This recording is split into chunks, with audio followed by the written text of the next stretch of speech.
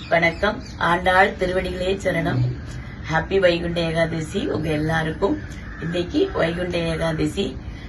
எல்லா ஏகாதசியும் நம்ம விரதம் இருப்போம். ஆனா இந்த ஏகாதசி வைகுண்டத்துல என்ன அனுபவம் நம்மளுக்கு கிடைக்கும், இந்த விரதெல்லாம் இருந்து போகும்போது நமக்கு என்ன அனுபவம் கிடைக்கும்ன்றத பெருமாள் நம்மளுக்கு இங்க செஞ்சு காட்டுறார். நம்மளுக்காக இங்கே புறப்பாடு பண்ணி அந்த ஸ்ரீரங்கத்துல பூலோக வைகுண்டத்துல அந்த அனுபவம் அப்படியே கண்கூடா நமக்கு கிடைக்கிறது. இருப்பிடம் வைகுண்டம்னு இங்க இருக்கிற எந்த கோவிலுக்கானாலும் நம்ம போய் அந்த அனுபவத்தை நம்ம எல்லாரும் உணர முடியும். அதனால இந்த நாள் முழுக்க அந்த ஓம் நமோ நாராயணான்னு சொல்லிகிட்டே இருக்கணும். இந்த விரதத்தை இருக்கும் பொழுது எந்த நினைவும் பசியோ வேற எந்த நினைவும் இல்லாம அந்த பெருமாளையே நினைச்சிருக்கணும்ட்டு உங்க எல்லாரையும் கூப்பிடுறேன். இன்னைக்கான பாசுரம் 15வது பாசுரம். எல்லே இளங்கிலியே அப்படின்ற பாசுரம். எவ்வளவு அழகான பாசுரம் இல்ல? எனக்கு சின்ன வயசுல இருந்து ரொம்ப பிடிச்ச பாட்டு இது. ஏன் தெரியாது, அப்பெல்லாம் அர்த்தம் தெரியாது. ஒரு 7 வயசுல நான் இந்த பாசுரங்கள் எல்லாம் சொல்லும்போது, ஆனா இது எனக்கு ரொம்ப பிடிக்கும். அந்த பாசுரம் இது எப்படின்னா, இது இதுக்குள்ள ஒரு தாற்பயம் நிறைய இருக்கு. அவ்வளவு வசந்த பாசுரம் இது. திருப்பாவியுடைய மொத்த சாரமும் அடங்கின ஒரே பாசுரம். திருப்பாவி சரணாகதியை தான் நம்மளுக்கு கத்து தருது.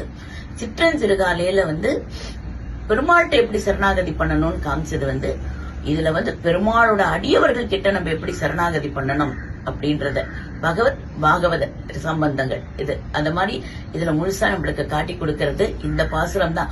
ஆண்டாள் இதை மட்டும் தான் நம்மளுக்கு சொல்ல வரதுக்காக எதையோ சொல்லி நம்மள அப்படியே வழி நடத்திட்டே போனா, இந்த பாசுரத்தை புரிஞ்சுட்டா நம்மளுக்கு திருப்பாவை எதை சொல்ல வருதுன்றது புரிஞ்சிடும். அப்பேற்பட்ட பாசுரம் இது.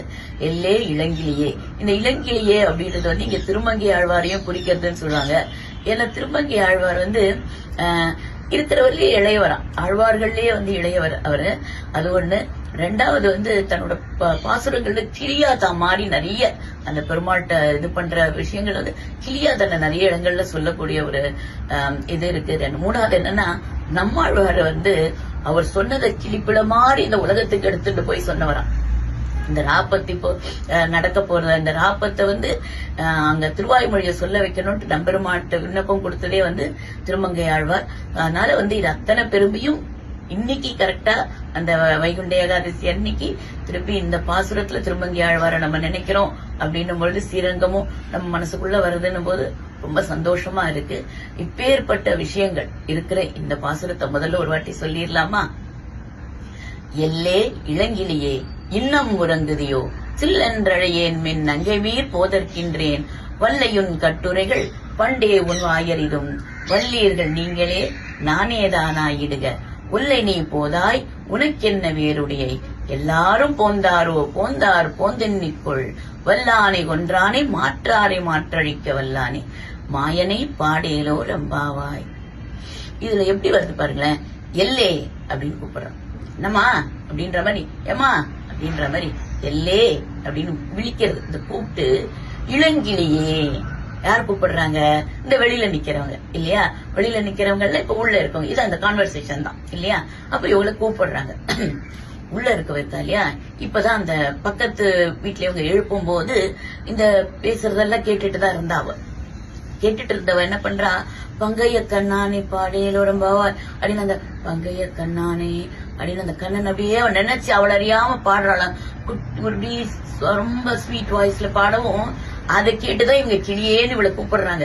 கிளி மாதிரி கொஞ்சம் அந்த கண்ணன் ஏதோ சொல்லிட்டு இருக்கேன், ஏதோ நீ சொல்றது எங்களுக்கு கேட்கறதே, கிளியே எழுந்துக்கோ இன்னுமா தூங்குற அப்படின்னு கேக்குறாங்களா, உன் குரல் எங்களுக்கு கேட்கறதே அப்படின்னு சொல்ற மாதிரி. இவ என்ன யோசிக்கிறானா, டக்குன்னு இது ஏமா இளங்கிலின்னு கூப்பிடுறாங்க. இப்பதானே நானாதாய் நாவுளியான்னு பக்கத்து வீட்டுக்காரிய சொன்னாங்க. அவளை திட்டினா மாதிரிதான் அப்ப இந்த கிளியன்றது ஏதோ திட்டுறது தானோ, வாயை திறக்காம இருப்போம் அப்படின்ற மாதிரி இருக்கலாம். அப்ப இன்னும் உறங்குதியோ அப்படின்னு கேட்ட உடனே இவளுக்கு கோவம் வரலாம். நாம தூங்குறோமா, ஏன் இப்படி நம்மள தப்பா இவங்க நினைக்கிறாங்க அப்படின்னு சொல்லிட்டு சில்லென்ற அழையேன் மீன் அப்படின்றாலாம். எனக்கு சிலுன்னு கூப்பிடாதீங்க, இந்த மாதிரிலாம் கிளியே அதெல்லாம் வச்சு என்ன ஏதாவது உள்ள இது வச்சு வன்மை வச்சு சொல்லா இதை சொல்றீங்களா, இது ஹார்ஷா இந்த வேர்ட்ஸ் எல்லாம் யூஸ் பண்றீங்களா, கிளியன்றதே உள்ள ஏதோ மனசுல வச்சுன்னு இதை ஹார்ஷா சொல்லிட்டீங்களான்ற மாதிரி அவ கேட்கறா. நீங்க என்ன அப்படி ஏதாவது சொல்றீங்களா அப்படின்ட்டு அந்த வார்த்தையை கேட்கறான். சில்லன்ற அழியேன் மீன் அப்படின்றான். நம்மளே யாராவது என்ன எழுப்பாதமா சானதமா அப்படின்னு ஏதோ சொல்லுவோம் இல்லையா, அந்த மாதிரி இவ சொல்றான். சில்லன்ற அழியேன் மீன் நங்கை மேற் போதற்கின்றேன் அப்படின்றான். நங்கை மீர் பெண்களே போதற்கின்றேன், நான் புறப்படுறேன் அப்படின்ற மாதிரி சொல்றாளாம். இவங்களுக்கு உடனே ஒரு ஒரு சின்ன மிஸ் அண்டர்ஸ்டாண்டிங் எப்படி நடக்கும், இவங்க ஒண்ணு சொல்ல அவங்க ஒண்ணு சொல்ல இவங்க ஒண்ணு சொல்ல அப்படிதானே டக்குன்னு ஒரு பொறி பறக்கும் இல்லையா.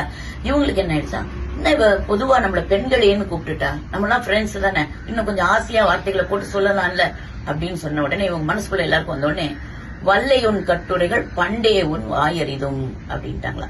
வல்லை உன் கட்டுரைகள், நீ இந்த மாதிரி ஹார்ஷான வார்த்தைகளை சேர்த்து பேசுவேன்றது, நீ என்ன கதை கட்டுவேன்னு தெரியும் அப்படின்ற மாதிரி சொல்லுவோம்ல, அந்த மாதிரி இந்த இடத்துல வல்லை உன் கட்டுரைகள் பண்டே உன் வாயறிதும், எங்களுக்கு என்னைக்குல இருந்தோ தெரியும் நீ இந்த மாதிரிதான் கொஞ்சம் இதுவா பேசுவ, கொஞ்சம் சொல்லோட பேசுவ அப்படின்றது எங்களுக்கு தெரியும். இருந்தாலும் உன்னை எழுப்பணும்னு வந்திருக்கோம், உன் மேல இந்த உன்னை விட்டுட்டு போக மனசு இல்லாம ஓடி வந்திருக்கோம் அப்படின்றத இவங்க சொல்றாங்களா. உடனே இவளுக்கு கஷ்டமாயிட்டான்.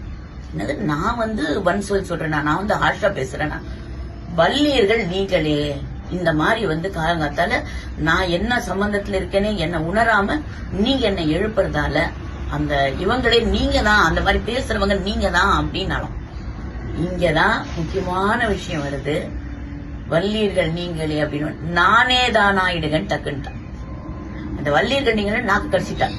ஐயோ, பாகவதர்கள் இவங்க பெருமாளுக்காக வேண்டிட்டு பெருமாள் விஷயத்த சொல்லணும்னு நம்மளை கூப்பிடறதுக்கு வந்திருக்காங்களே, இவங்கள நான் ஒரு சுடுசொல் சொல்லிடக்கூடாதே, அச்சோ, அப்ப நானே இருந்துட்டு போறேன், நானே தானாயிடுக.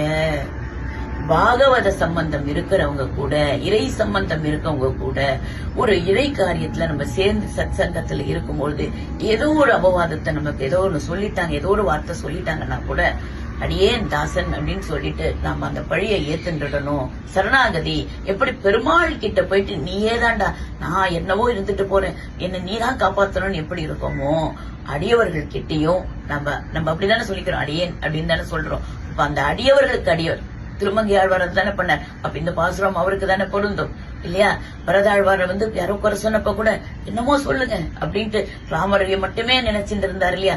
அப்படி நம்ம எங்கெல்லாம் அமைதியா இருக்கோமோ தெய்வம் நமக்காக பேசும், இது சத்தியமான வாக்கு. அப்ப நாம வாழ்க்கையில அந்த இடத்துல சைலன்ஸையும் அக்செப்டன்ஸ், இப்போ நானே தானா இடுக, நானே இருந்துட்டு போறேன், நான் தான் இதுவா பண்ணிட்டேன், நான் என்ன பண்ணணும்னு சொல்லுங்க. இப்ப வருதா, நம்ம தப்பு, சரி யாரோ ஒருத்தங்க சொல்றாங்க தப்புன்னு சொன்னா ரெண்டு விஷயம். அதாவது ஒரு பெரிய காரியம் நடக்கும் பொழுது சரி இருந்துட்டு போறது, நானே இருந்துட்டு போறேன், அடுத்து என்ன, வாட் நெக்ஸ்ட் பண்ணலாவா அப்படின்றது ஒண்ணு சொல்லுவோம். ரெண்டாவது என்னன்னா, மனசார நம்மளுக்கு டக்குன்னு ஒரு நிமிஷம் தோணும், நான் இதை தப்பு பண்ணிருக்கேனா, நான் என்ன திருத்திக்கிறேன். இது ஒரு பெரிய ஒரு ஆப்பர்ச்சுனிட்டி இல்லையா, நம்மளே மாத்திக்கிறதுக்கான ஒரு இது இல்லையா. அப்ப யாரோ ஒருத்தங்க சொன்னாலும் அந்த மெய்ப்பொருள் காண்பது இல்லையா, நான் ஒத்துன்றேன் அப்படியே அந்த இது போறது. இப்ப வாழ்க்கையிலேயே ஒரு சேர்ந்து இருக்கிற கப்புள்ஸ்ல ஆரம்பிச்சு ஒரு வேலை செய்யற இடத்துல இருந்து சின்ன சின்ன ஈகோல தான் எல்லாமே பெருசா வெடிக்குது இல்லையா. சரி ஓகேப்பா டன், அது போட்டோம், நானே இருந்துட்டு போறேன், நீ சொல்லு அடுத்தது என்ன அப்படின்றது. அதுவும் பகவத் விஷயத்துல அதை கண்டிப்பா செய்யணும். பாகவதர்கள் இதை அடியவர்கள் கிட்ட நம்ம தழைஞ்சுதான் போனோம் அப்படின்றத ஆண்டாள் இதுதான் நம்மளுக்கு மெயினா கத்துத்தரா, இதை மட்டுமே நம்மளுக்கு கத்துத்தரா. இதுதான் இந்த சாராம்சம், கீதையுடைய சாராம்சத்தை இன்னைக்குதான் அர்ஜுனருக்கு கிருஷ்ணர் சொன்னதா சொல்றாங்க ஒரு இது. அப்படிப்பட்ட தினத்துல திருப்பாவையுடைய மொத்த சாராம்சத்தையும் இருக்கிற இந்த வரி நானே தானா இடுக அப்படின்னு. சரி என்னதான் பண்ணணும் சொல்லுமா அப்படின்னு.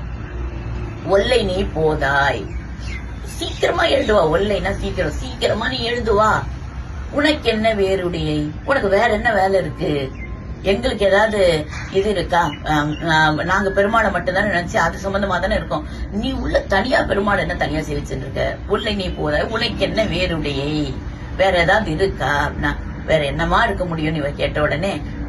அதுதான் சொல்றோம், என்ன பண்ணணும் தெரியுமா, வல் ஆணை கொன்றானே மாற்றாரை மாற்றழிக்க வல்லானே. வல் ஆணை அப்படின்னா வலிமையான யானை. இந்த குவாலைய பீடம்ன்ற அந்த யானைய இந்த கம்சன் என்ன பண்ணுவான், விழாக்குவான்னு கூப்பிட்டு முதல்ல அதுதானே இது பண்ணுவான். அப்ப அந்த தந்தங்கள் இப்படி முறிச்சு கண்ணன் அப்படியே இது பண்ணிடுவான் இல்லையா, அதை கொன்னுடுவான் இல்லையா.